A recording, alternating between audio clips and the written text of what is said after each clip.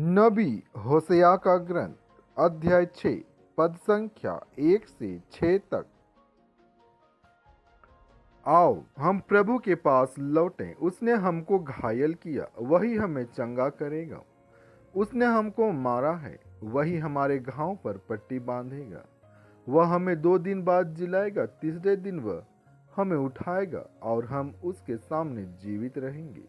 आओ हम प्रभु का ज्ञान प्राप्त करने का प्रयत्न करें। उसका आगमन भोर की तरह निश्चित है। वह पृथ्वी को सींचने वाली हितकारी वर्षा की तरह हमारे पास आएगा। एफ्राइम, मैं तुम्हारे लिए क्या करूं? हे यूदा, मैं तुम्हारे लिए क्या करूं? तुम्हारा प्रेम भोर के कोहरे के समान है, ओस के समान जो शीघ्र ही लुप्त हो जाता है। इसलिए मैंने नबियों द्वारा तुम्हें घायल किया, अपने मुख के शब्दों द्वारा तुम्हें मारा है, क्योंकि मैं बलिदान की अपेक्षा प्रेम और होम की अपेक्षा ईश्वर का ज्ञान चाहता हूँ। संत लूकस आज का पवित्र सुसमाचार अध्याय 18 पद संख्या 9 से 14 तक। कुछ लोग बड़े आत्मविश्वास के साथ अपने को धर्मी मानते और दूसरों को तुच्छ समझते थे। यीशु ने ऐसे लोगों के लिए यह दृष्टांत सुनाया। 2 मनुष्य प्रार्थना करने के लिए मंदिर गए, एक फरीसी और दूसरा नाकेदार।